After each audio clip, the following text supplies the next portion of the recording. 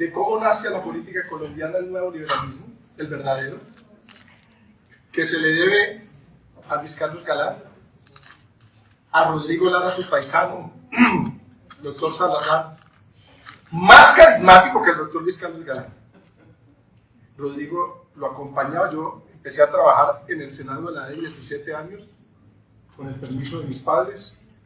Mi hermano Diego me dijo, váyase para Bogotá, abrimos unos escenarios, también politólogo de la Javeriana, y inició ese transcurso contando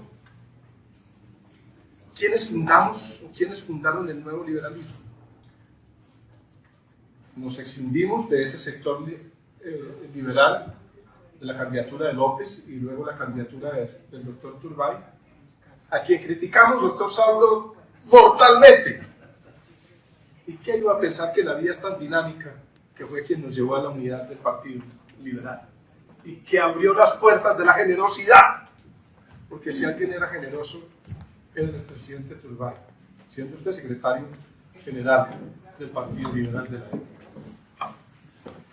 Y tuve la posibilidad, siendo un jovenzuelo, y yo llamaba al padre Javier, a veces un día me invitó a un aguardiente, porque él era aguardientero, y me dijo, vea Rosa, si usted quiere hacer política, tiene que hacerlo con los bajos y con las putas. Y dije, ay, padre Javier, ¿cómo así?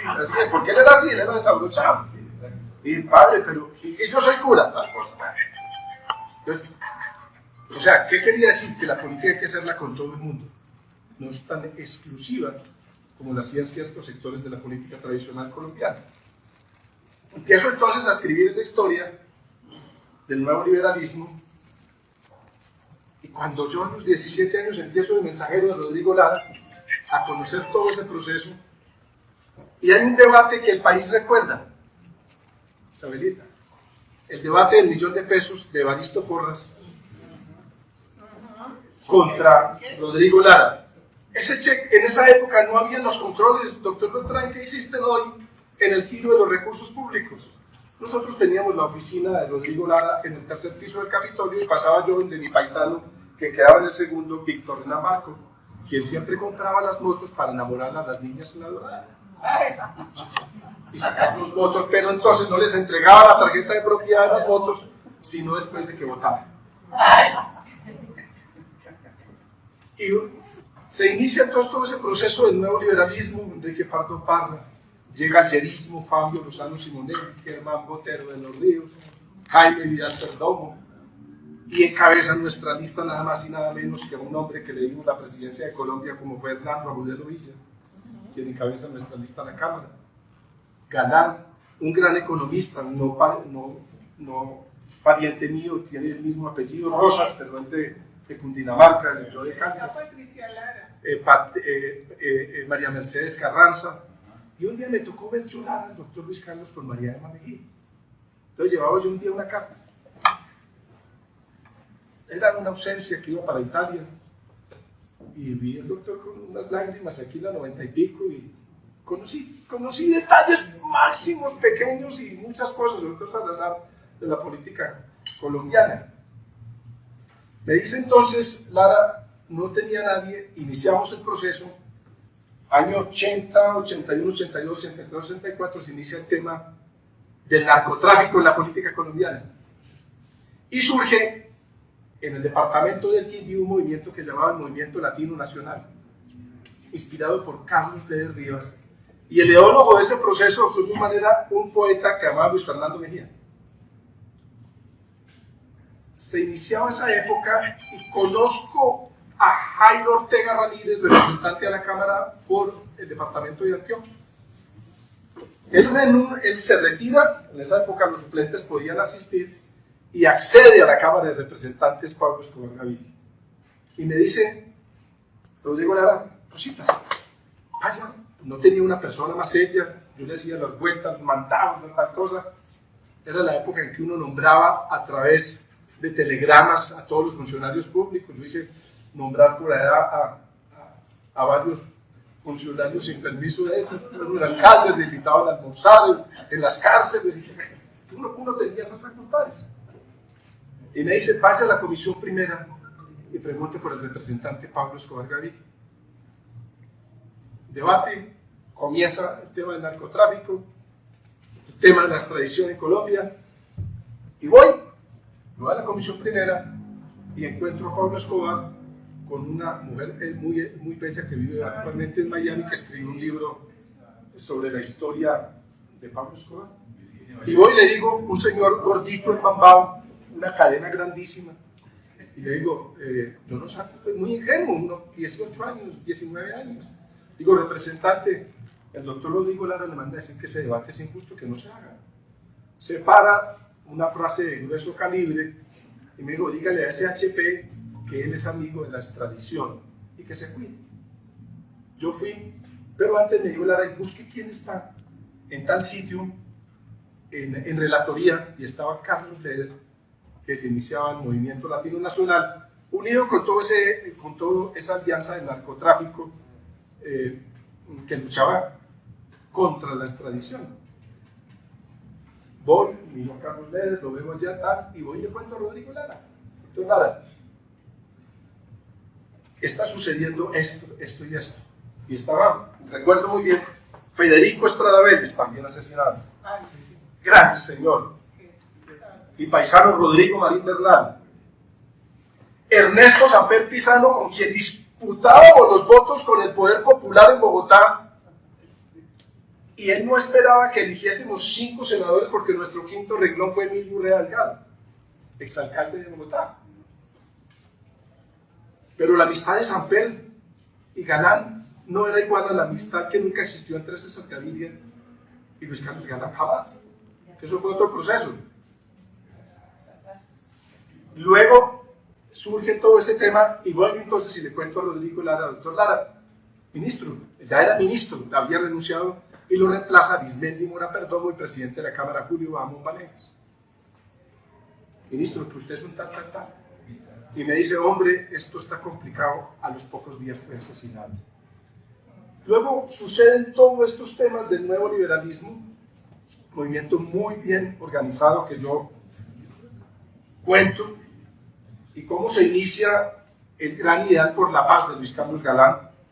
Y se inicia en este libro desde la década, asesinan a Rodrigo Lara, asesinan a Luis Carlos Galán, reconociendo el gran papel en ese tema de la unidad de Julio César Turbay. Tuvimos unas diferencias inmensas, pero logra en la Convención de Cartagena llevar a Galán y poner en aplicación la consulta popular, que fue ese gran compromiso. Usted firmó esa consulta como secretario general del partido, doctor Sablo, y se inicia ese proceso de unidad. César Gaviria estaba derrotado en el departamento de Risaralda. El plumón Oscar Vélez Marulanda no lo quería, pero había hecho un excelente ministerio en el gobierno de Virgilio Barco Vargas. Y es Luis Carlos Galán, para poder acceder a esa estructura política, quien designa a Julio César Turbay Ayala. Es lo que estamos viendo. Yo fui secretario de Turismo en el gobierno de Petro, en la alcaldía, que están llegando personas, por ejemplo, a este gobierno que nunca hicieron parte del proceso original nuestro de hace 4 años desde la alcaldía de Petro. Pero eso sucede en la política, porque la política es dinámica. Todo el tema del nuevo liberalismo se cuenta entonces acá. Y conozco en el 2005, aquí en la Javeriana, a Álvaro Leiva. Y con él comienzo todo este periplo, desde el 2005 hasta el día de hoy, en los temas de la paz. Y cuento secretos, por ejemplo, como lo que es el caso Santrich hoy, que es de referencia en los medios, y que se los voy a leer textualmente. Martínez Neira. Martínez Neira, yo fui asesor de la JEP, cofundador de la JEP, nos tocó entrar allí. Si ha habido un enemigo del proceso de paz, ha sido Néstor Humberto Martínez Neira.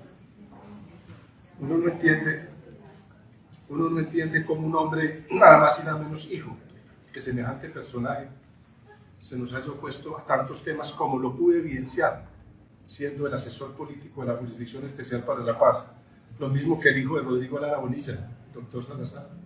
Fue el principal enemigo como presidente de la Cámara de Representantes de todos los temas fundamentales de los 5 aprobados en La Habana, porque recibía órdenes superiores para oponerse allí. ¿Y qué pasa entonces? Quiero leerles esto. El fiscal general Néstor Humberto Martínez, en respuesta a una comunicación enviada por la presidenta de la JEP, responde: en el expediente del señor Jesús Santrich no existen ni audios ni videos que estén en mi poder. Algunos elementos probatorios se los entregaré en su momento a la magistratura y otras pruebas las tendría una corte de los Estados Unidos. Para algunos sectores, el gran error de Santrich y Márquez fue que no cumplieron con el acuerdo. La duda, lo dijo hace 3 años, ya traído en este libro que lo lancé en la Feria Internacional del Libro, el entrampamiento que un día el país conocerá. Ronda el caso por mi mente de que el caso Santrich no es un caso tan verdadero. Días antes de su muerte, la Corte Suprema de Justicia había avalado la extradición a los Estados Unidos. En el mes de noviembre del 2020 se conoció, que es lo que dijo el padre de Ruz en estos días, una investigación del diario El Espectador que revela pruebas que afirman que el cuestionado exfiscal Néstor Humberto Martínez Neira prefabricó pruebas contra Santrich. Lo dice un investigador del diario El Espectador, ratificado el día de ayer, doctor Salazar, ratificado por la Comisión de la Verdad. La Comisión de la Verdad no miente, investiga, no tiene ningún sesgo ideológico. Eso es como cuando se escogieron a los 5 magistrados que integraron el Comité de Selección de la Jurisdicción Especial para la Paz y de la Ley 1975 del 2019 de la jurisdicción en que yo patiné en el Congreso de la República. En el mes de noviembre del 2020 se conoció una investigación del diario El Espectador que revela pruebas que afirman que el cuestionado exfiscal Néstor Humberto Martínez Neira prefabrica pruebas contra Santrich. Quiero demostrar esa investigación en mi obra. Existen 24 audios que demostrarían que la Drug Enforcement, también para el inglés, Administration, DEA, la agencia antidrogas, participó en una operación. Yo también soy montañero, doctor Salazar, soy de Salamina, Caldas. Y entonces dice, participó en una operación de entrampamiento. La administración DEA, la agencia antidrogas, participó en una operación de entrampamiento contra los negociadores de la guerrilla. Los agentes que se presentaron para entrampar a Santrich no tenían la autorización para investigar en Colombia. Y la Fiscalía aportó los 5 kilos de cocaína. ¿Le parece de la mayor gravedad? Dice El Espectador. Lo primero que hace el gobierno de Iván Duque, este ya es un análisis mío, es designar al señor Martínez Neira embajador en España, un irrespeto con el país por los sanos principios. Esa designación se cayó. Lo que fue otro error, más a la larga vista, la designación de Marta Lucía Ramírez como canciller. Demostró un talante guerrerista al no permitir el ingreso al país de los voceros de la Comisión Interamericana de Derechos Humanos a tiempo. Ello demostró que el gobierno estaba ocultando hechos de delitos de lesa humanidad al no permitir a tiempo investigaciones sobre el asesinato de jóvenes y líderes de las protestas, y eso que el caso de Memo Fantasma está por resolver. Y cuento que es el caso de Memo Fantasma. Álvaro Uribe, lo invitamos, me toca el intercambio humanitario, años atrás, Florida y Pradera, recibir los cadáveres de los diputados del Valle del Cauca, y he visto el sacrificio de Álvaro Leiva, la verdad. Estuvimos hablando con Oscar Arias, nos cuenta que el propio Pastrana intentó extraditarlo, a quien él eligió presidente de la República, porque le pone a Manuel Marulán David la toalla y el reloj. La toalla y el reloj. Y comienza, y me dice Oscar Arias, nos dice en el Palacio Presidencial en San José, aquí hay una información de que el propio presidente Pastrana, el presidente Pastrana quiso extraditar a quien lo eligió presidente de la República. Los celos en la vida pública ha sido algo cotidiano, muy cotidiano en la vida pública. Y el otro punto, ya para terminar, es mucho, yo creo que tengo más páginas que las suyas, doctor Salazar, 406. 406. 406. Y la verdad, pero tiene que ver los espacios que tiene el libro para pintar. Vamos donde Álvaro Uribe. Porque Álvaro Uribe tuitea y dice: con el único que me entiendo para hacer la paz es con Álvaro Leiva, porque sé cómo piensa, entonces no me coge por sorpresa. Pero antes, Iván Márquez había enviado una carta con el Alto Comisionado para la Paz y con Humberto de la Calle, exigiendo la presencia de Leiva, que nunca la entrega. Porque César Gaviria quería que la paz fuese liberal y no nacional. Politizaron la paz. Al conocer esa carta la teníamos nosotros guardada. Y se crea la famosa crisis, cuando Enrique Santos, Roberto Pombo e Iván Cepeda, por petición de Juan Manuel Santos, le vayan a la casa de Álvaro, con quien nos ignoró 4 años, totalmente ignorados por celos. Por celos. Ignorados 4 años, pero nosotros filtrábamos por debajo de la mesa. Pero filtrábamos. Y se inventa el cónclave, palabra utilizada ahora para solucionar la crisis del Partido Verde, que no fue ni verde ni amarillo. Se inventa el cónclave y se le entrega una agenda a María Ángela Holguín. Porque el doctor de la Calle cometió un grave error. Y nos dimos cuenta, un hombre bueno, pero cometía el grave error de que él le debe su futuro político a César Gaviria. Y primero le consultaba a Gaviria que a Juan Manuel Santos. Y Gaviria le decía: espere Humberto, por eso se demoró 6 largos años, muchos temas fundamentales, y nosotros logramos identificar toda esa crisis del proceso de paz. Se inventa la ley del cónclave y se saca el proceso de paz en 6 meses. En 6 meses. Con una agenda especial, y se modifican algunos actores que tenían presencia en La Habana, y es María Ángela Holguín quien logra finalmente, digamos, hacer ese remate final. Para terminar, el tema de Álvaro Uribe. 2 veces lo invitamos. Una, yo era el director del Instituto de Turismo de Bogotá, fui candidato a la alcaldía con Petro, renuncié a favor de Petro, accedo a ser director del Instituto de Turismo y me exigen por la paz renunciar a favor de Oscar Iván Zuluaga, mi paisano, sin estar convencido. Pero me dice Leiva: es que es un acuerdo para que Uribe entre al proceso de paz. Ya nos dijo que iba a entrar, pero él necesita una persona que blinde esa posibilidad. Y yo renuncio al Instituto de Turismo de Bogotá. Y le digo al alcalde Petro: le digo, alcalde, yo por la paz con todo, es que la paz no se hace con los amigos. Si uno revisa en todos los procesos de paz, es con los adversarios. Y el adversario que tenía el paramilitarismo a sus espaldas y todo lo que él representa es Álvaro Uribe. Para que no siguieran asesinando más dirigentes, más líderes, necesitábamos a Uribe en el proceso de paz. Primer intento en el Hotel Movis, Junta de Parlamentarios del Centro Democrático. Y lo visitamos, entonces le dimos y lo visitamos. Entonces, estuvimos allá, les dijimos, y teníamos un vuelo charter, doctor Beltrán: camine Uribe, camine, vámonos para La Habana y haga usted la paz, y gánese usted el Nobel. No lo entendió. Luego, en el Hotel Avitel, segunda Juan Carlos Vélez Uribe, el periodista William Calderón Zuluaga, Álvaro Uribe Vélez, Álvaro Leiva, yo me quedé afuera. Nuevamente lo invitamos, con unas condiciones que fueron aceptadas cuando se perdió el plebiscito. Es que al país se le olvidó que el plebiscito, en buena parte, cuando se negoció con unos preceptos con el Centro Democrático. Por ejemplo, eso fue supremamente claro. Y esa negociación, yo sé que se perdió el plebiscito, porque a Santos se le dijo: no plebiscite la paz, que es un derecho constitucional. Usted lo pierde, usted no puede crear aquí un conflicto entre Uribe y Santos para que nosotros vengamos a perder aquí el proceso de paz. Pero nunca me entendió el presidente Santos.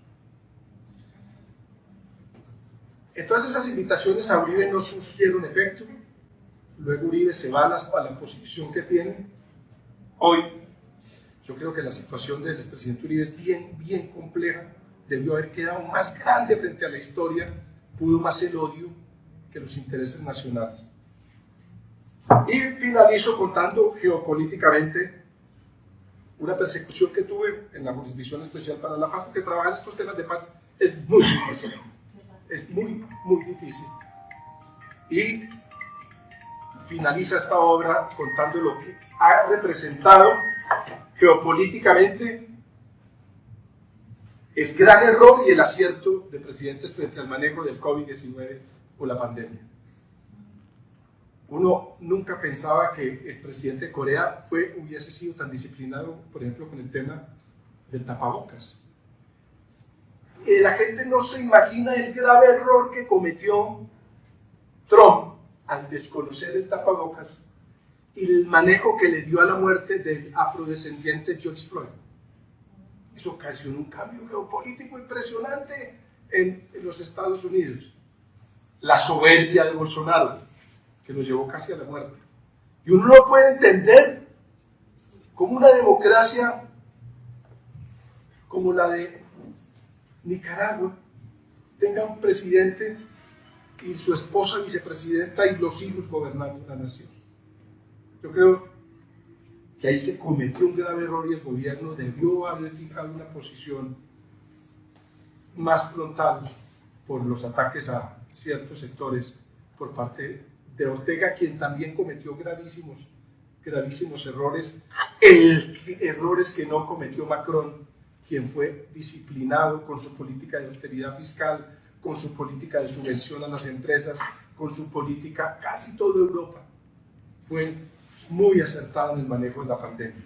Entonces este libro que fue lanzado tiene Dr. Salazar para superar al maestro, es un gran maestro que forma para conversar, pero quiero contarles una anécdota ahora que está aquí Saúl Castaño. Es el putas de Aguadas. ¿Dónde está Saúl? Resulta, para terminar, Carlos, ya estás anecdótico, ya aquí termino lo del libro. Doctor Galán me regaló a mí un vestido. Me regaló un vestido casi el color del pantalón que tiene Saúl, a mí no me gustó. Y yo se lo regalé a él, doctor Beltrán. Y en la Galería Pluma era donde hacíamos nosotros todos los eventos con Jorge Valencia Jaramillo y José Blackwood del nuevo liberalismo, doctor Guzmán. Y fui allá. No, eso fue Pluma. Fuimos a Galería Pluma y yo le dije a Saúl, no se va a poner ese vestido delante del doctor Galán porque me lo regaló a mí. Y se puso ese día el vestido. Él estaba de candidato a la alcaldía de Aguadas, a él le dicen el loco Saúl, es un personaje típico de Aguadas Caldas, y lo llaman el putas de Aguadas moderno. Entonces le dije, no se va a poner ni por el putas, le dije así, Saúl no se va a poner ni por el putas ese vestido delante del doctor Galán. Y se lo puso ese día en la Galería Pluma, Saúlita. Blanco, Jorge Valencia, Amador, Villamizar. Cuando le ve ese vestido, le llama Galán y le dice, venga candidato, qué vestido tan bonito, me lo vendió el doctor Rosas.